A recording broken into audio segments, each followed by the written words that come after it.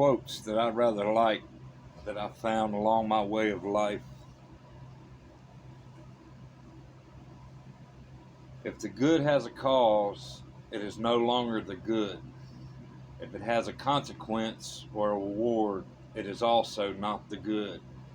Therefore, the good is outside the chain of cause and effect. That's Levin's thoughts from Anna Karenina.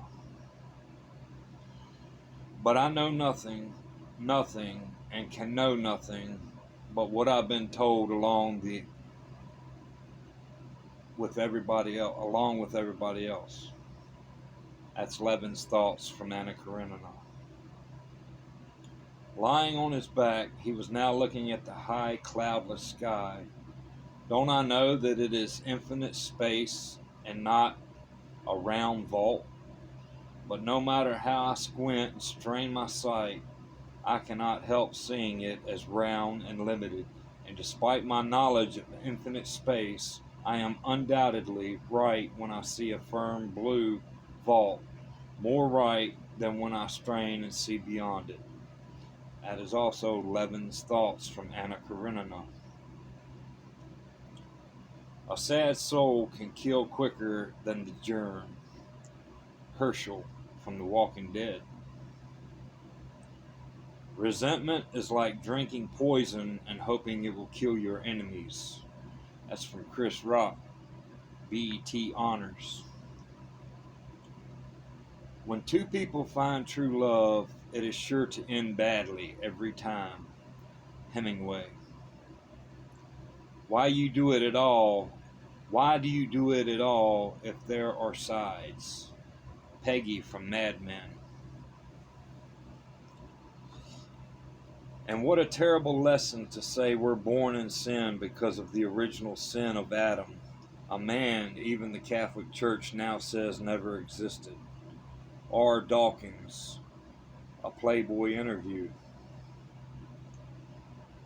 For him, all the girls in the world were divided into two sorts.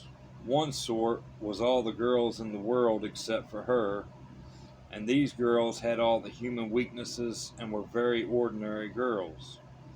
The other sort was her alone, with no weaknesses, and higher than every human. Tolstoy from Anna Karenina. Heavenly it would be to conquer my earthly lusts, but though I've not succeeded, I still have lots of pleasure. A stanza from the libretto of Die Fledermans, an operetta with music by John Strauss. I work, I want to do something, and I've forgotten that everything will end, that there is death. Levin, Anna Karenina. He had just partly clarified the question of how to live when he was presented with a new insoluble problem, death. That was about Levin's Konstantin Dmitrich, Anna Karenina, Leo Tolstoy. When things are made awkward by people's excessive compliance and submission, they are soon made unbearable by their excessive demandingness and fault-finding. Anna Karenina, Leo Tolstoy. I value my thought and work terribly, but in essence, think about it. This whole world of ours is just a bit of mildew that grew over a tiny planet, and we think we have something great. Thoughts, deeds, they're all grains of sand. Levin from Leo Tolstoy. What's all this love of arguing? No one ever convinces anyone else. Kitty Sherbatsky. I can't even pronounce that. When you love someone, you love the whole person, and they are as not as you'd like them to be.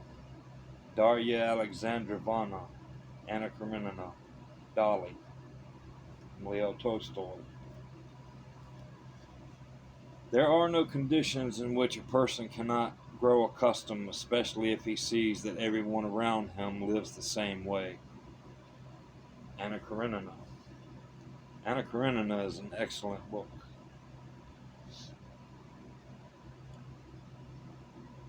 Aren't we all thrown into the world only in order to hate each other and so to torment ourselves and others? Anna Karenina's thoughts. Where love stops, hatred begins. Anna Karenina's thoughts. Reasoning led him into doubt and kept him from seeing what he should and should not do. Yet when he did not think, he lived, but constantly felt in his soul the presence of an infallible judge which decided which of the two possible actions was better and which was worse.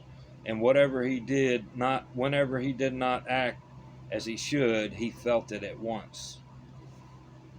Levin, Anna Karenina.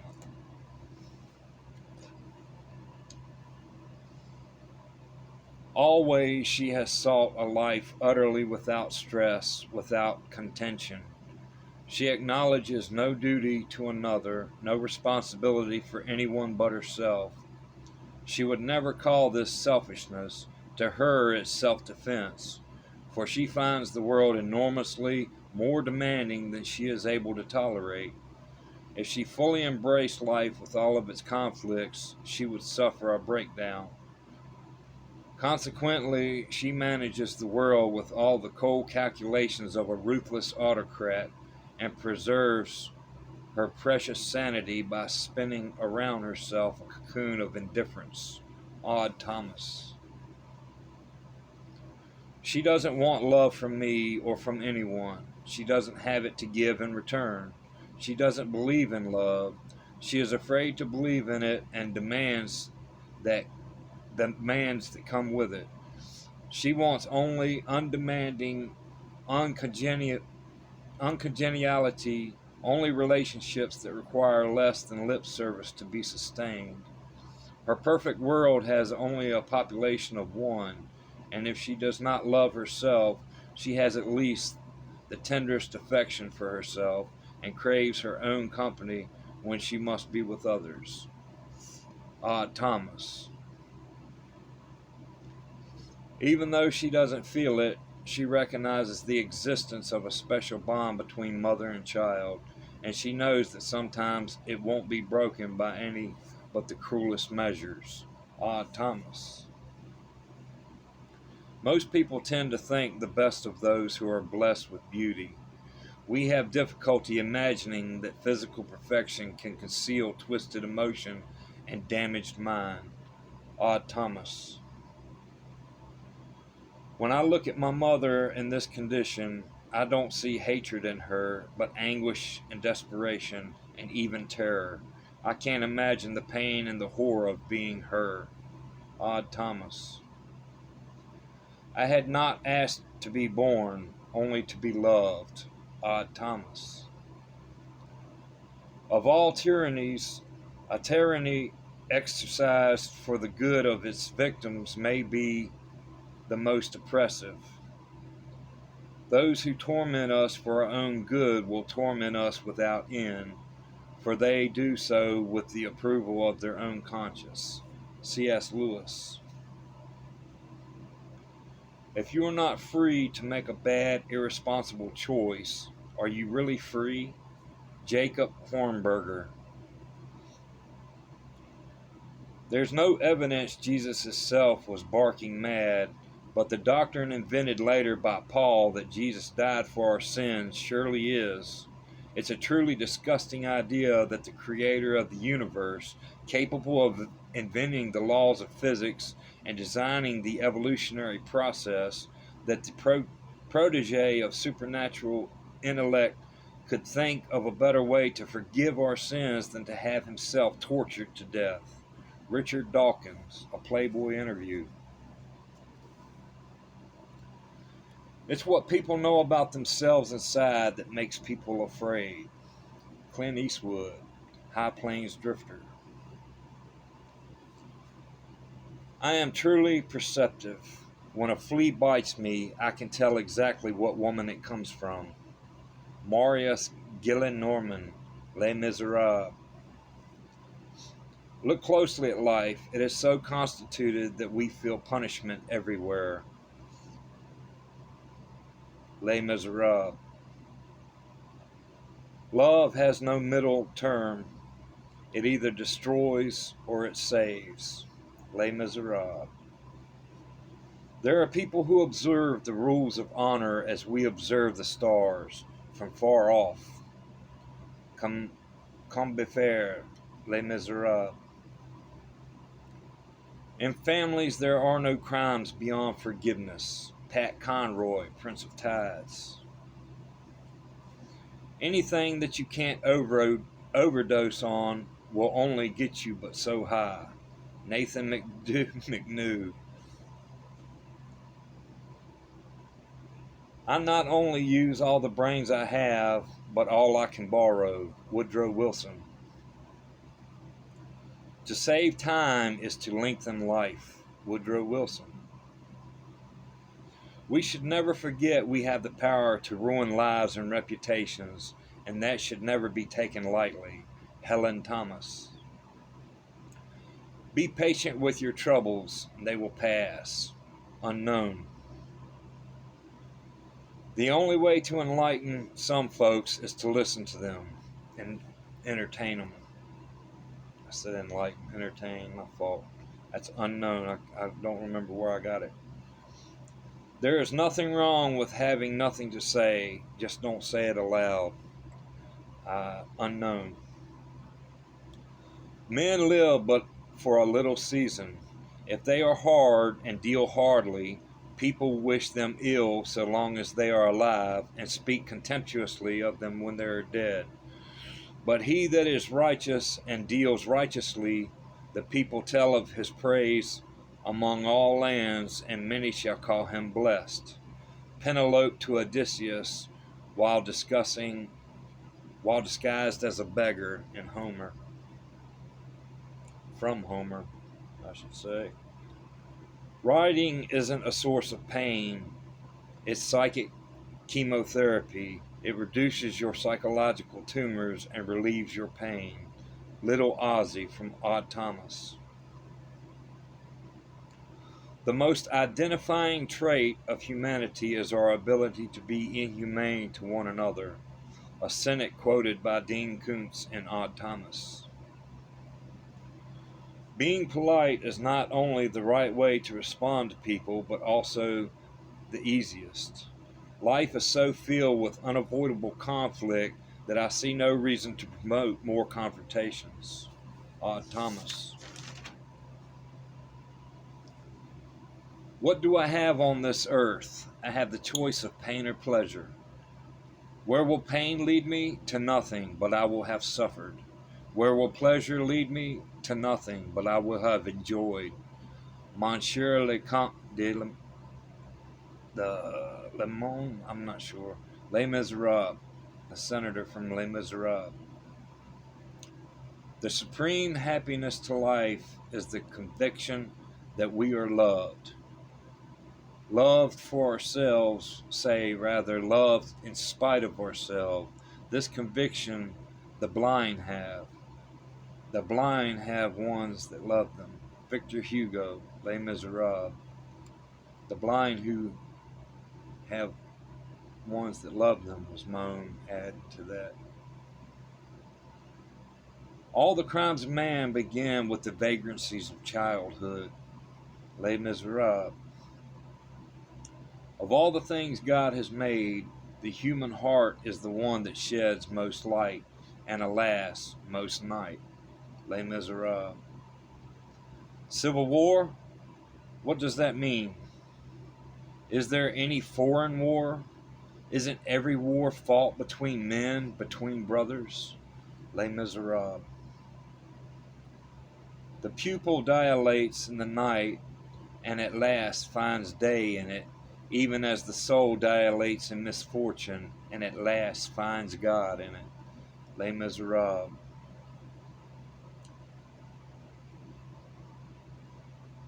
uh, the scourges, I guess. I can't, I don't know. The sausages are for the ones who know what their sins are and wish to atone for something specific. Douglas Adams, so long and thanks for all the fish. If you measure your success only by what you purchase or produce, you are doomed to eternal dissatisfaction. Dennis Waitley, being the best. Whom the gods will destroy, they first make mad. Unknown. Be careful, these are men of God, from Angels and Demons. Your responsibility is to improve the gene pool by marrying someone superior to you. That's President Obama. Can't believe I got him down there. It all amounts to zero in the end. Unknown. The angel of death, I knew you would be beautiful.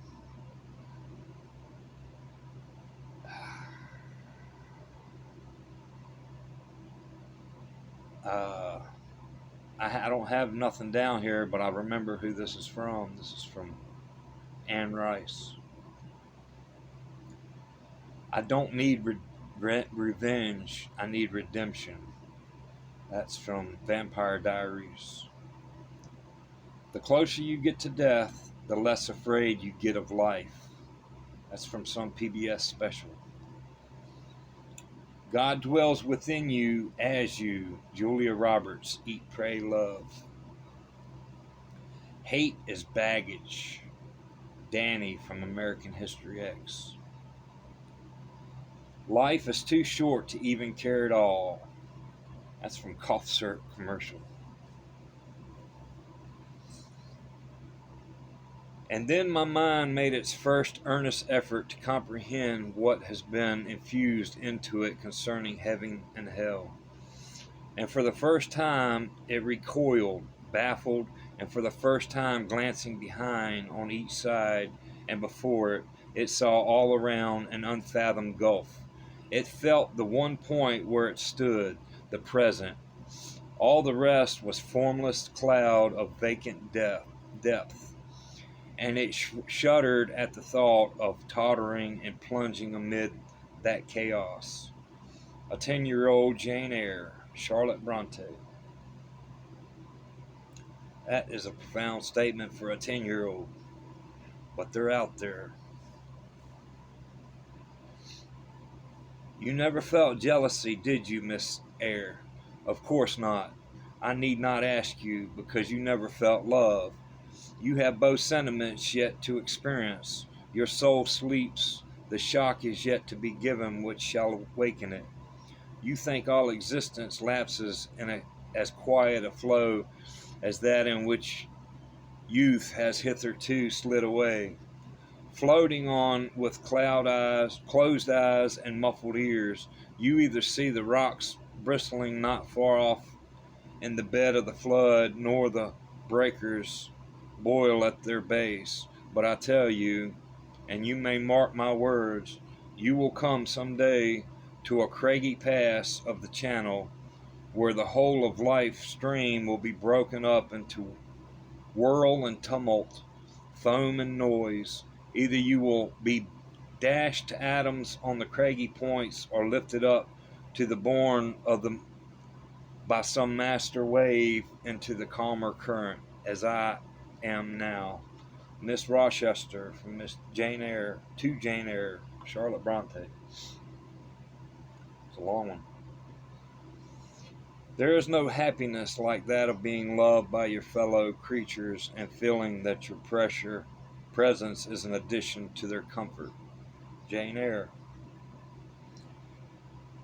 I could bend her with my finger and thumb, and what good would it do if I bent, if I uptore, if I crushed her? Consider that eye. Consider the resolute, wild, free thing looking out of it, defying me with more than courage, with a stern triumph.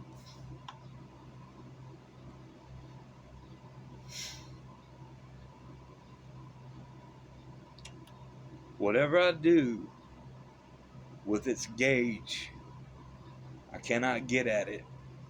The savage, beautiful creature. If I tear, if I rend this light prison, my outrage will only let the captive loose. Conquer, I might.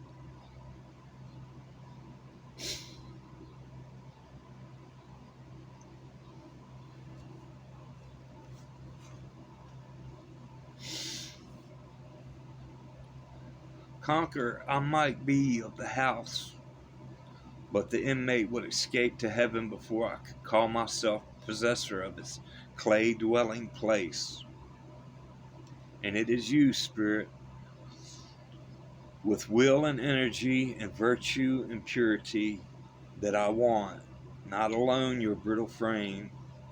Edward Rochester, Jane Eyre.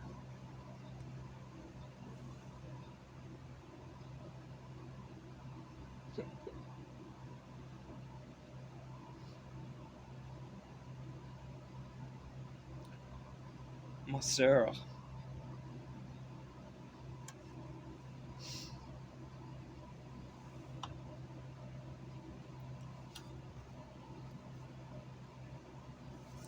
We're all pathetic.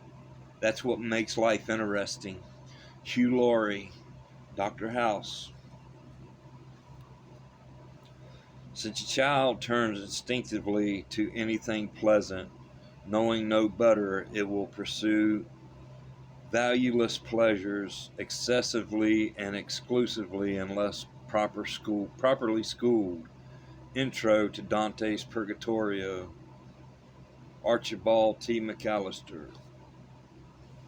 Princeton, 7761.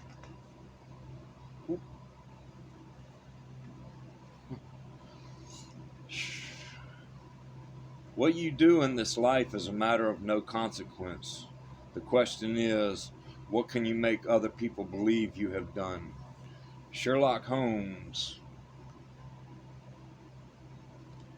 Eliminate all other factors, and the one which remains must be the truth. Sherlock Holmes. It is a far, far better thing that I do than I have ever done. It is a far, far better rest than I go to than I have ever known. Charles Dickens, Tale of Two Cities. We are the sweet selected few, the rest of you be damned. There's room enough in hell for you. We don't want heaven crammed. I didn't write down who it was, but I'm pretty sure it was Victor Hugo. Or Charles Dickens. It's probably Charles Dickens. Oh, love? It's being two and yet being only one. A man and a woman fused into an angel. It's heaven. La Esmeralda, Victor Hugo, The Hunchback of Notre Dame.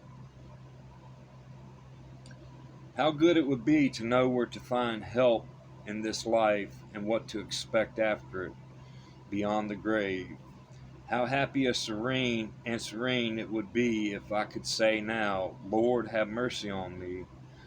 But to whom can I say that? Is it a great power, impalpable, incomprehensible, which I cannot turn to or even express in words? Is it the great all or nothingness? Or is it God who is sewed into this amulet that Princess Maria gave me? Nothing is certain except the insignificance of all within my comprehension and majesty of that which is incomprehensible but all important. Prince Andrei Bolkonsky, Leo Tolstoy, War and Peace. Victory is not something signalized by the fastening of certain strings of cloth that flags to poles, nor by the space of which troops have stood or are standing. Victory is moral. When the one side has been persuaded as to the moral superiority of the other and of its own weakness. And such a victory was won by the Russians over the French at Borodino, Leo Tolstoy, War and Peace. I saw a universal manifestation of discontent when the fumes of the repast met the nostrils of those destined to swallow it. Jane Eyre. It is it is far better to endure patiently a smart which nobody feels but yourself than to commit a hasty action whose evil consequences will extend to all connected with you. Helen Burns from Charlotte Bronte, Jane Eyre. It is not violence that best overcomes hate, nor vengeance that most certainly heals injury. Jane Eyre.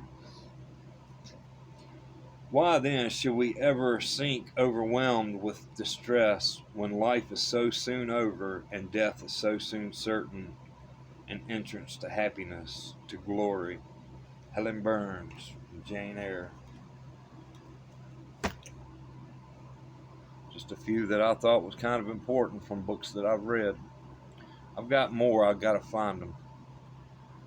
Have a good one. I love you all.